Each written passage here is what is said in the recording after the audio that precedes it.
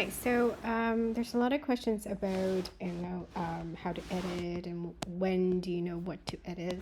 So in this tutorial, I'm going to show you my workflow or my Photoshop workflow for portraits. Okay, so I'm just going to bring this image up an example because it will address a lot of things and issues.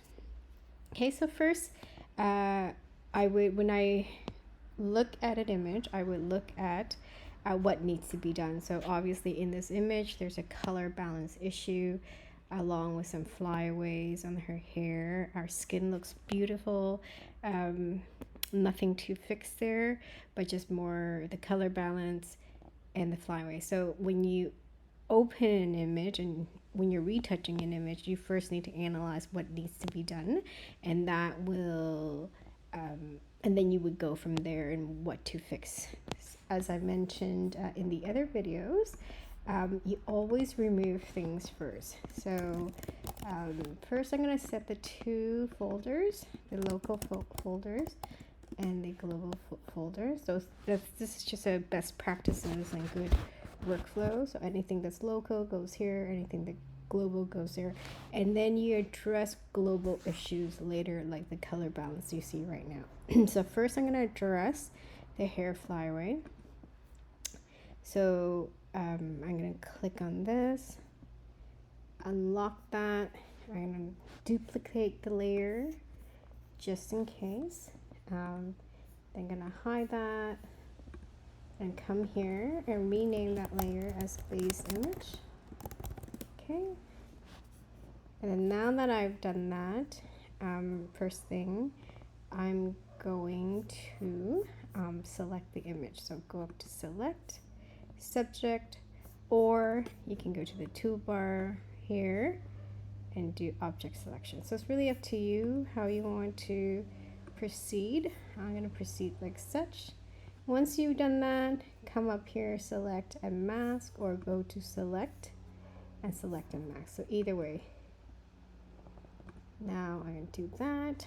I'm going to make sure I'm on real time. Opacity is 100.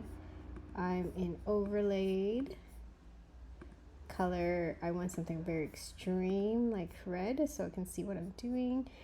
For here, it's not so complicated, so I'm just going to do color aware. And then I'm going to hit refine hair. Sometimes it does a really great job, sometimes not. Okay, so I'm going to go decontaminated colors. And what I like to do is new layer with layer mask. Select it here and then click OK. Okay, so now that it's clicked, I'm going to go beneath that and create a solid layer. I'm going very quick, so you can slow this down if you need to slow down. Okay, so I'm going to do that, or you could just click on that if you want to see, so it's up to you. Okay, so come back here, click the mask, make sure this mask is selected and this is not selected here, because if this is selected then you're editing directly on the image, so make sure your mask is selected. Okay, so now I like the way it is, but let's go and get some of those hair off. So I'll go on the brush tool, block, make sure that's double check is selected, and I'm gonna make the brush a little bigger. Brush, I want hardness to 0 or somewhere close to that. Okay, I'm gonna mask that out again.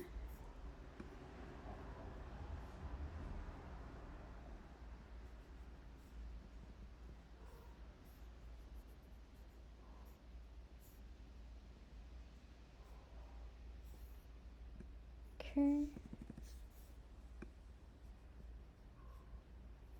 So if I overdid it, I'm going to bring that back like here.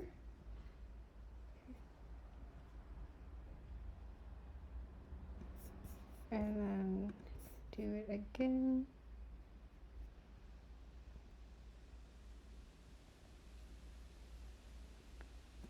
Okay, so if that doesn't look good, it's fine. So if that doesn't look good, what you can do, again, if I was just gonna do the flyaways, I would click on a new layer, go remove flyouts, and from here I'm gonna click spot heal, sample all layer. So I'm gonna start with that, and then go and start removing flyouts like such. Okay.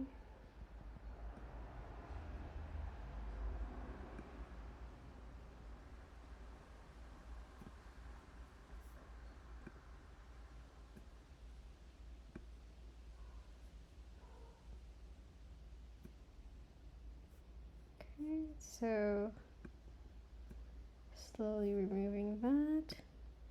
If that's too slow for you, you can also get clone stamp. Make sure it's current and below right here. My brush is 0 hardness, opacity 100, and then current and below. So target, so option or alt to select your target, and then paste. Okay, so again,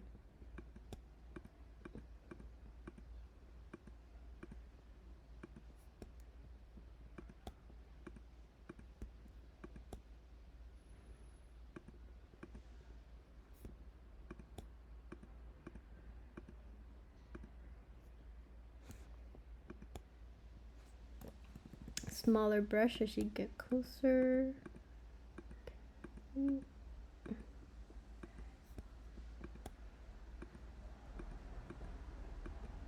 Okay, so just continue doing that until I'll stop here, just otherwise the video is going to go quite long, but I would address and remove all that.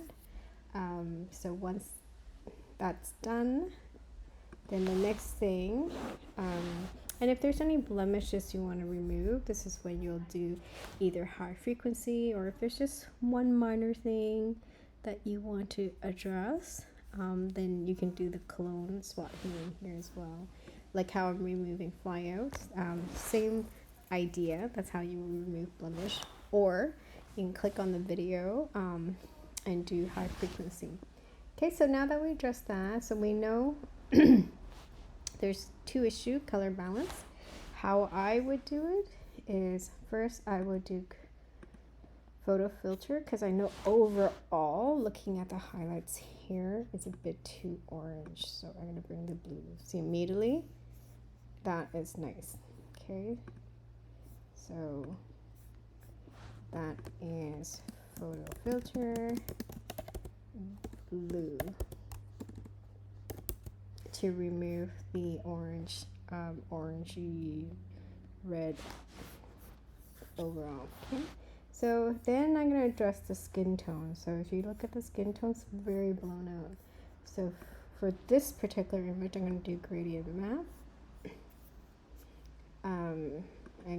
I already have one right here for fair Asian skin, but just in case you don't have it, I'll quickly show that. But if you do a lot of skin retouching, it's good to have create your own, so you can just fine tune it and not start from scratch. So, but if you don't have it, this is how you would do it. I would look at this different skin, and it doesn't really matter what you do right now because you can fine tune it later. And do slate yellow, and then the mid-tones, I would click on this one, copy, Command or Control C to copy, click OK, click here, click this one, paste, Command or Control V to paste, click OK, and click OK, and you're gonna be out of it. Okay, so I want to make sure the gradient map's underneath the blue. And do color here, the color blend right there, and fill. So I'm just gonna fill that maybe 30%. Okay, so I'm gonna go back in and fix it a little bit. The highlights is still a little bit too washed for me. So I'm gonna go double click there, click here, and change the skin. So I'm gonna use, actually, I'm gonna come here, get the starting point, Command and Control C to copy, click OK, click on this one here, click here, Command or Control V to paste. So it's highlight, obviously it's not this color. I'm gonna go right up here, that's where the highlight is, but if you notice too orange. So I'm gonna lighten that up by going across. So I want that highlight to have slight color there, but not too much. So it creates an orange color cast, okay? So that's kind of nice skin tone. I might want to back down here a little bit.